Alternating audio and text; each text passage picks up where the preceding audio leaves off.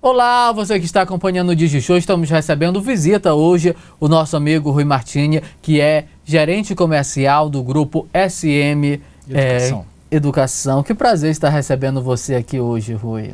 Prazer todo meu, Marquinhos. Obrigado pelo convite. É uma honra poder conversar com você um pouquinho sobre educação, com seus telespectadores.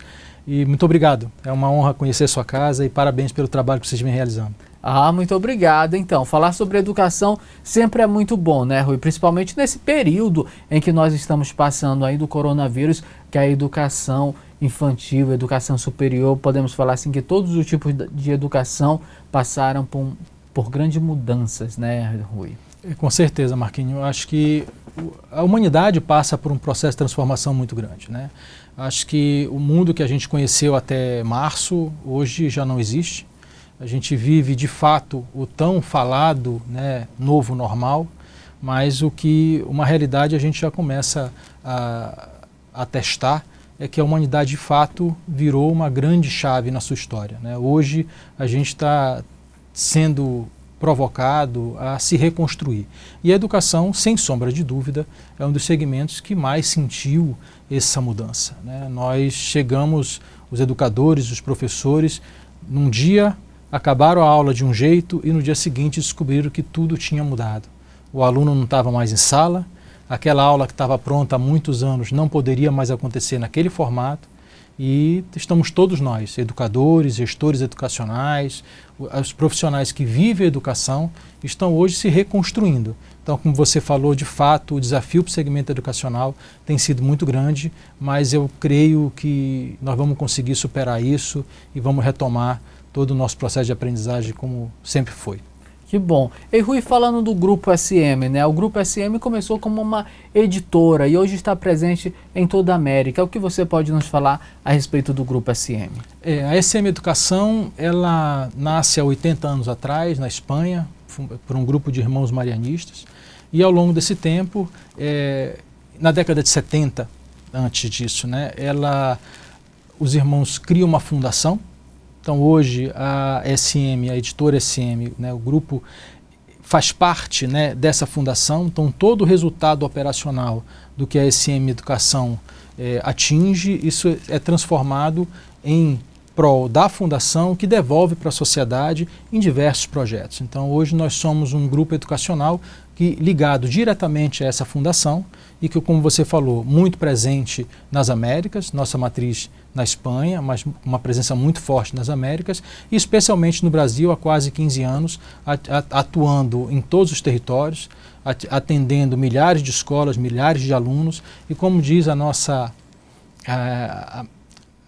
essência, né? Nós nascemos na escola e vivemos para a escola. O que a gente procura é ser parceiro da escola para que ela possa fazer com que aquilo que acontece na sala de aula, que é o processo de ensino e aprendizagem, seja o mais eficiente possível para que a gente possa formar de fato crianças, jovens, os futuros adultos que vão transformar a sociedade, né? Um jargão muito antigo, Marquinhos, mas que eu vejo que cada dia mais ele está absolutamente atual, é que a grande mola de transformação da sociedade é de fato a educação, né? Se a gente não pensar dessa forma, eu acho que os desafios se tornam ainda muito maiores. Então a SM Educação é um pouco isso, é uma companhia que apoia as escolas, do ensino infantil ao médio, com todas as suas ferramentas, com todo o seu arsenal de opções para que a escola possa, de fato, dentro da sala de aula, lá, como a gente diz, no chão da sala de aula, garantir para esse aluno a melhor aprendizagem, a melhor educação possível. O Rui, ele é gerente comercial da SM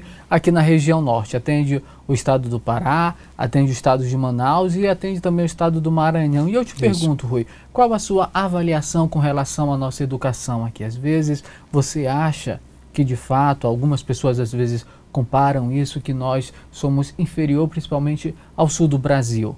Você que trabalha diretamente na área, qual a sua avaliação com relação a isso? Não, eu não vejo grandes diferenças não, Marquinhos. Eu acho que a gente vive num país continental. A Amazônia, ela traz para a gente desafios que de fato você talvez não encontre em alguns estados da federação, né? Quando a gente fala no Amazonas, no Pará, no próprio Maranhão, nós temos estados geograficamente muito complexos. Seja pelas suas distâncias, ou seja, pela sua própria geografia, né? Então você tem aqui no Pará, por exemplo, municípios que você leva 8, 10 horas de barco para chegar. Então essa particularidade nos traz de fato a necessidade de uma atenção especial para que a gente possa superar os nossos desafios locais. Mas afirmar que existe alguma diferença significativa entre as regiões com relação à qualidade, eu sinceramente não creio nisso. Eu acho que nós temos desafio, a educação no país ela é desafiadora, a gente sabe o quanto a gente precisa avançar, os nossos indicadores externos mostram isso, né, que a gente tem uma estrada muito longa para caminhar ainda, em termos de melhoria da educação no país, com diversos desafios no mercado público, no privado, enfim. Mas uma comparação direta de regiões no Brasil para dizer que aqui é melhor do que ali, eu sinceramente não vejo. Acho que nós temos desafios, como eu falei, pontuais da região, que são desafios que nós não temos poder de alterá-los, né? A nossa geografia é a nossa geografia. Então nós temos que, de fato, saber conviver com ela e traçarmos estratégias para que a gente possa superar os desafios geográficos da nossa região. Mas os desafios estão postos para o país inteiro e eu tenho certeza que nós temos ferramentas e caminhos para superá-los. E com relação à pandemia, né, os professores de uma hora para outra tiveram que mudar, né, as escolas que não tinham plataformas tiveram que se adaptar para isso. Qual é a sua avaliação com relação a isso, ao pós-pandemia? De que forma vai funcionar a educação agora? A pandemia ela trouxe um processo para a gente extremamente desafiador, né? Como até citei para você agora há pouco, nós terminamos uma sexta-feira de um dia e na segunda-feira o mundo era completamente diferente. E o que se tornou de diferente no primeiro momento? Aquele aluno que estava em sala de aula não estava mais. E como é que esse professor pode agir? Como é que a escola deve se comportar? Então a pandemia trouxe, sem aviso prévio, uma mudança drástica e brusca no processo de ensino e aprendizagem. Eu entendo particularmente que talvez a pandemia tenha antecipado um processo que, no meu ver, seria inevitável, que seria a apropriação pelo segmento educacional das ferramentas digitais. Acho que a sociedade caminha a passos muito largos para que você tenha cada vez mais que se apropriar disso, né? Eu até brincava, a última oportunidade que eu tive que estar em sala de aula como professor, eu fiz uma pergunta numa turma, dizia o seguinte: gente, na minha época, se eu saísse de casa e esquecesse o relógio, eu voltava. Aí eu perguntei para a turma assim: gente, se vocês saírem de casa hoje, cedo, 7 horas da manhã, para ir trabalhar, estudar, chegou no meio do caminho e percebeu que esqueceu o celular, o que você faz? Aí a turma toda, eu volto, aquela confusão. Aí uma aluna levantou a mão e disse assim: professor, eu discordo dos colegas. Aí ficou todo mundo olhando para ela, né? Como assim? Eu disse: mas por que você discorda? Ela disse: antes de eu voltar para pegar o celular, eu vou ficar doida, aí depois eu volto. Mas é só um exemplo, né? Brincando, evidentemente, mas de fato isso aconteceu, só para demonstrar o quanto a gente a gente se tornou dependente da tecnologia. Então a pandemia, eu acho que ela encurtou esse tempo em que a educação se apropriaria dessas ferramentas. Então, o que a gente está vivendo hoje no segmento educacional, eu particularmente não acredito que mude. As escolas, e eu falo desde o infantil até o ensino superior, o segmento educacional vai continuar se apropriando e necessitando de adquirir conhecimento para explorar as ferramentas. E aí nós estamos falando da reconstrução de professores, de gestores, das famílias com os alunos, né? Seja do infantil, o próprio aluno um pouco mais maduro, do Fundamental 2, do médio, esse aluno que já está um pouco mais consciente, ele vai precisar também se readequar para esse novo momento, né? Então acho que o que a gente está vivendo hoje é de fato um processo de mudança e que gera no segmento uma necessidade de reconstrução. E acredito que essa chave não volta. É lógico que a hora que as aulas retomarem, a rotina retomar no encontro presencial, a gente vai voltar a se readequar, mas as ferramentas continuarão existindo. E aí cada um de nós, enquanto um profissional da educação, precisa se questionar o seguinte: que tipo de habilidade eu preciso ter, eu preciso adquirir para me adequar a esse novo momento? Não se fala tanto em novo normal? Verdade. Então como é que eu vou me adequar a um novo normal se eu continuar sendo um velho profissional. Eu não posso. Eu também tenho que ser um novo. Né? Então, acho que o desafio que a gente tem hoje é isso. Como é que eu vou me adequar a esse novo normal? E a pergunta que eu faço sempre, que eu provoco muito essa reflexão, que tipo de habilidade eu preciso adquirir? Para que eu possa conversar de forma alinhada com esse novo momento que a gente está vivendo na educação. Rui, eu acho assim, a educação nível superior, ela estava mais preparada para a plataforma do que a infantil. Eu acho que até pela maturidade do público. Né? O aluno do ensino superior, era muito comum você ter, por exemplo, nas faculdades, a oferta de curso à distância. Né? Tinha mesmo curso presencial à distância, então já era um ambiente mais próximo desse alunado mais maduro. Né? E o que a pandemia fez foi acelerar esse processo e trouxe isso para a educação básica. Então, por isso que acho que a gente precisa entender que isso não muda, isso vai continuar. Então, os alunos vão continuar tendo atividades para fazer em casa, e esse aluno, sabe, Marquinhos, uma coisa que eu acho que também é um ponto de reflexão interessante. A pandemia, ela nos trouxe a seguinte necessidade. Nós, e eu digo professores, gestores, nós profissionais, você na televisão, nós somos protagonistas dessa mudança. Eu não posso terceirizar o que a pandemia me trouxe. Ou seja, se eu como profissional, eu como aluno, como professor, enfim, se eu preciso mudar, eu tenho que ser protagonista desse processo. Eu não posso dizer, olha, deixa o outro fazer, porque o outro faz a minha mudança. Em que sentido que eu digo isso? Então vamos ter que nos adequar, o professor vai ter que rever as suas aulas, vai ter que se adequar às plataformas que estão postas aí para ele utilizar, os profissionais vão entender o que mudou no meu segmento, como é que eu me ajusto a isso. Então essa reconstrução, eu acho que ela passa obrigatoriamente pelo sentimento de protagonismo. Né? Então eu preciso dizer, eu tenho que ir buscar essa habilidade para que eu possa conversar com esse novo momento. Né? Então os desafios para a educação, como você falou no início, no período pós-pandemia, são muito grandes, mas o que a gente vê de movimento no segmento sinaliza que, mesmo com algumas dificuldades, a gente vai conseguir superar. Né? Nós temos, evidentemente, muitas coisas a refletir ainda. Né? O acesso à internet, alguns têm, outros não, isso é fato, tem muita coisa a conversar. Eu acho que ninguém hoje tem a solução pronta. É verdade, você fala muito em educação à distância e nós vivemos num país onde tem crianças que não têm acesso nem à energia elétrica, como vai ter acesso a essa educação na plataforma. Então, isso é fato, isso realmente é um desafio que está isso é um desafio nacional. Né? Então, achar que você tem a solução pronta hoje, eu sinceramente não acredito.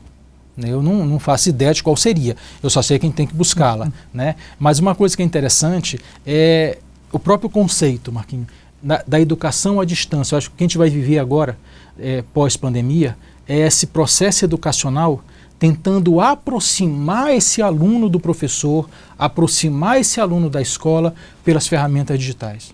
Eu acho que esse é o caminho e é isso que a gente, particularmente na SM, a gente vem trabalhando para que isso esteja disponível para as escolas, porque não vai ter outra alternativa. Esse é um caminho que a gente vai precisar trilhar. Isso, justamente. A SM ela não é só uma editora, né? Ela dá toda essa consultoria para os gestores da educação.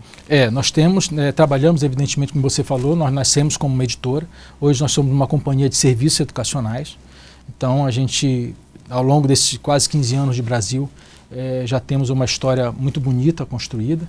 E a gente tem, particularmente com relação a esse tema, né, que é a aproximação desse aluno com esse mundo digital, nós temos hoje no mercado, estamos no 3º ano de implementação no Brasil, no nosso sistema de ensino, que é o Educamos, que é uma plataforma que traz justamente isso. Para a escola, ela traz a oportunidade de integrar todos os processos num único ambiente, seja o material, o que a gente internamente chama da sequência de didáticas, junto com o livro físico, que isso precisa acontecer sempre, mas junto a essa sequência didática, todo o eixo de gestão da escola, o eixo de planejamento. Então é o que a gente chama, ele não é um sistema de ensino, ele é um ecossistema que está baseado em 3 grandes eixos que traz para a escola a oportunidade de gerir, através de um único sistema, todo o processo da escola. E Falando especificamente dos alunos, traz para o aluno, para o professor, para a sala de aula, esse ambiente virtual. Então o aluno pode fazer atividade em casa, fazer atividade na sala, enfim, ele tem a ferramenta que a gente precisa nesse momento para viver esse processo de transformação da educação que a gente vivia até março.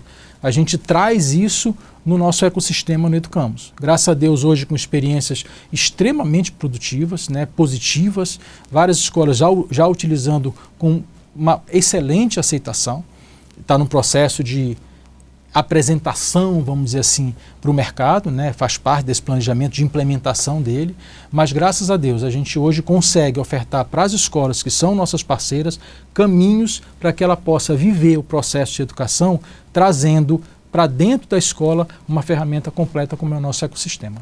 Tá ótimo, Rui. Muito obrigado por sua presença aqui hoje. Eu sei que esses dias a sua agenda está muito lotada, mas eu agradeço em ter conseguido alguns minutos para estar aqui com a gente hoje. E como mestre em educação, eu gostaria que você deixasse uma mensagem para todos os pais que estão em casa nesse momento, nos acompanhando e passando por esse desafio, né, de educar, como ter, né, como fazer uma criança ter atenção na frente de uma tela e se concentrar e seguir para fazer a sua atividade.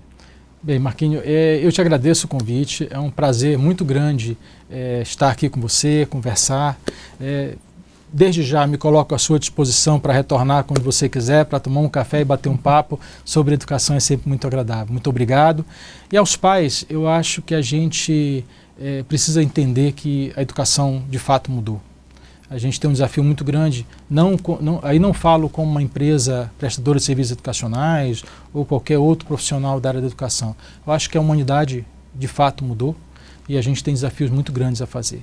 Os filhos estão em casa, as crianças precisam estudar e aprender e a família é um ponto de apoio fundamental nisso. Então, aos pais é entender que o acolhimento é necessário, que o apoio para as crianças é necessário, esse acompanhamento de perto dos filhos com as atividades que são postas para casa é fundamental, até que esse ambiente se torne de fato a rotina natural desses jovens.